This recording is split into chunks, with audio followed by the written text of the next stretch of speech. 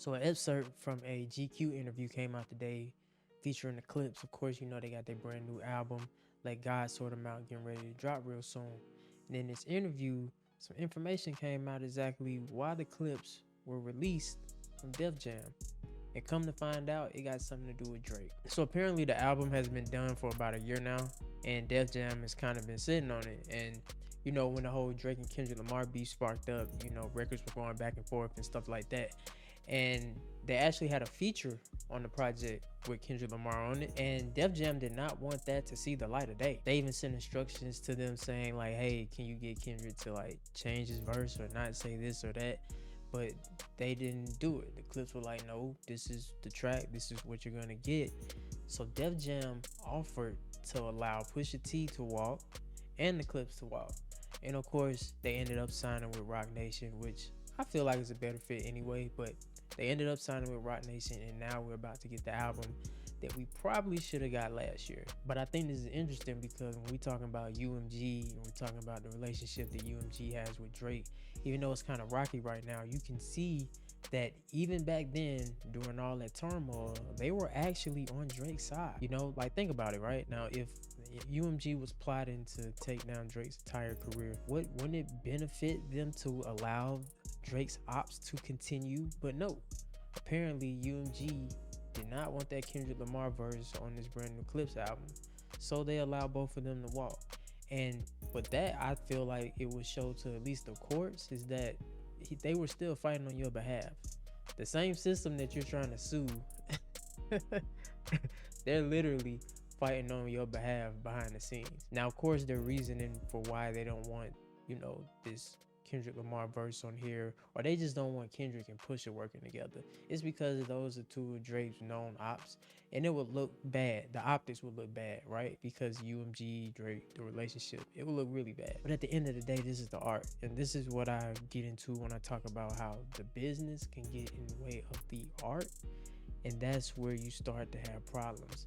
And I think that's where you encourage artists to go independent, because when you have labels that have this much overreach, they can pretty much put you on the shelf and you're done. Or if it's something that they don't like creatively that you might like, then they can say no.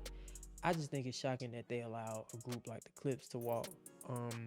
Even Pusha T as a solo artist, it's crazy. It's almost like they had to make a choice. It was like, listen, ever since that whole Kendrick Lamar beef, you got to pick sides. Roc Nation, Kendrick Lamar, Def Jam, UMG, Drake. It seems like people are picking sides, and it seems like that's what they're making most of their decisions from right now. Now in the interview, Pusha, he said a lot of things. He talked about Kanye West. He talked about how Kanye and him don't really see eye to eye because he can see the true Kanye. And, you know, there's some things in there said, you know, saying that, you know, he don't really look at him as a man, which is crazy. Man talking to you like that. But, I mean, hey, he was truthful in the interview. But, like I said, the whole UMG Drake thing is just crazy how much that battle really just influenced hip-hop. And even behind the scenes, it's influencing the moves that are being made.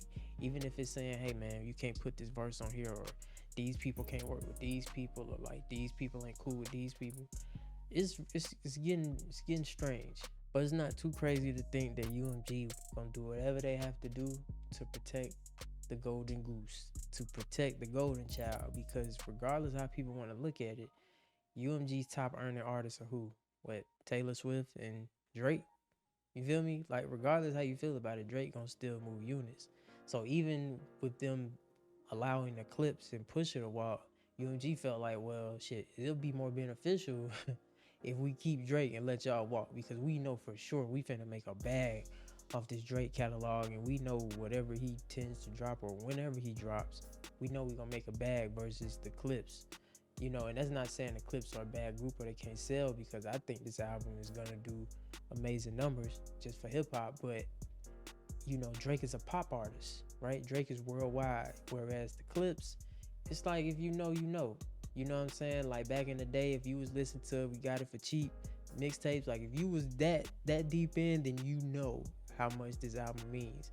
But to the casual hip hop listener, they don't know. You feel me? Like, so, you know, the label is making business decisions, but it's just funny how time and time again, when we talking about hip hop and business and the labels and when they get involved, art and business don't go together. You feel me? And that's why it's called the music business. They're in it for the business. And this Clipse album with this Pharrell production, I feel like they doing it for hip hop. Shout out to Rock Nation for actually just picking up the project and signing the Clipse and giving us opportunity to hear this music. And the Kendrick Lamar verse that they were trying to hide so much, still gonna be on the project. So we're still gonna hear it. And you know, of course, that's gonna be a moment, because whenever Kendrick drops a verse, the world stops. You know, kind of like how Drake does, you know, but we'll see how the future is gonna pan out. But again, y'all, a year later, and we're still feeling the effects of the amazing battle that happened last year. But yeah, man, it's the kid Ríez. Until next time, ladies and gentlemen, make sure y'all be safe, stay carefree, and I'll catch y'all later. Peace.